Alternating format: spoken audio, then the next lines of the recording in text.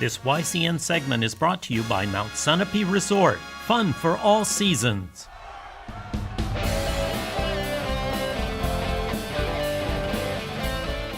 Welcome back, YCN Sports Talk. Jeremy Stout, Andrew Zerhide, and before we move on to the rest of the NFL, we want to congratulate our winner of the Trek mountain bike, big winner, Lisa Coburn of Thetford, Vermont. So congratulations to her, and thanks to everyone for liking our page and sharing it. And don't forget, you can always come back to our Facebook page or YouTube and check out all the videos. So thanks and congratulations to Lisa Coburn of Thetford, Vermont.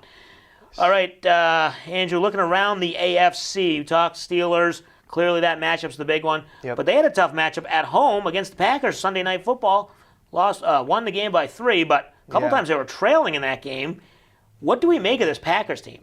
They seem to win, but sometimes it's not very convincing. Yeah, well, obviously without Aaron Rodgers, it's going to be tough for them, but we saw them have a lot of success against the Steelers, and that was definitely a surprise. I think a lot of people thought this game was going to be kind of a blowout for the Steelers, but was it Brett Hundley? Hundley, the quarterback for the Packers. Packers, he's played well. In previous games he was shaky, but in that game he played pretty well. So maybe he's starting to settle in. Right, and the defense was playing pretty good too. Right, yeah, absolutely. Yeah. So what about the Steelers? What does this say about them? Yeah. Are the Packers for real? Not for real, but are they a formidable challenger, or do the Steelers? I mean, they went to Indianapolis and barely won, and now you look. I mean, they were 14-point favorites against the Packers. So the Steelers. I mean, what does it say about this season?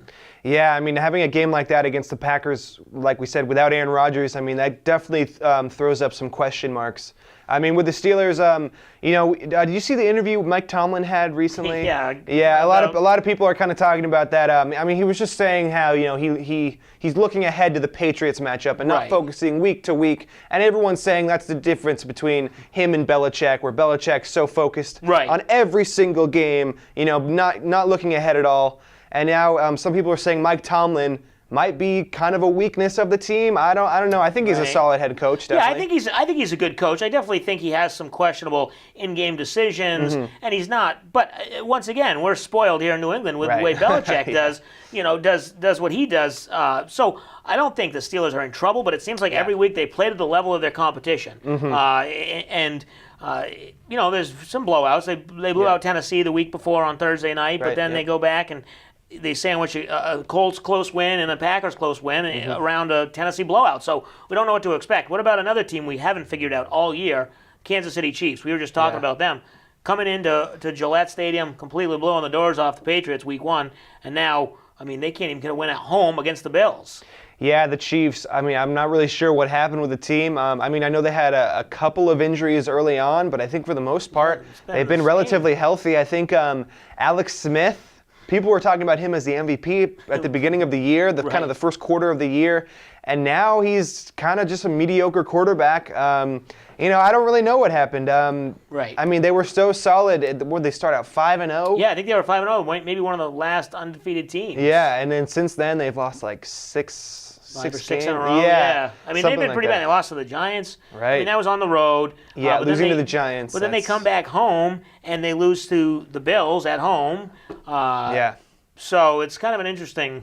It will be interesting to see if they can rebound and win that division. For sure. Because you got Oakland now coming on strong. They've after they lost to the Patriots, they've won now another game. So they're kind of climbing back in. Over to the NFC, the Eagles. Talked about them all year, kind of a surprise team. No one really knew what to expect out of the NFC East. Thought the Giants might rebound, Cowboys would come back. Those two teams clearly haven't. The Eagles. Can anybody catch the Eagles? This week we'll be making the pick. They go to Seattle. That might be one of their tougher opponents so far this year. Yeah, that Seattle game, that's going to be one of the more exciting games this coming week, definitely. It's hard to choose who's going to win that game. I think Seattle might have a slight advantage. The home field advantage is huge. Definitely playing in Seattle, how loud it is there. And I just think Russell Wilson and Pete Carroll and that team, they're a very solid squad, and I think they're going to expose the Eagles' flaws. I think maybe the Seahawks might have an advantage. Who knows? Yeah. So we'll be making that pick on the Salt Hill Pub Picks of the Week at the end of the show. Yep. But before we hit the break, there's 8 teams in the NFC with a winning record. We have Philadelphia, obviously. In the NFC North, there's Detroit and Minnesota. In the NFC South, it's New Orleans, Carolina, Atlanta. In the NFC West, Seattle, and the Rams. Are there any of those teams that are above 500 that you might not trust in the playoffs, or maybe a fraud team, maybe somebody who's kind of getting a little lucky?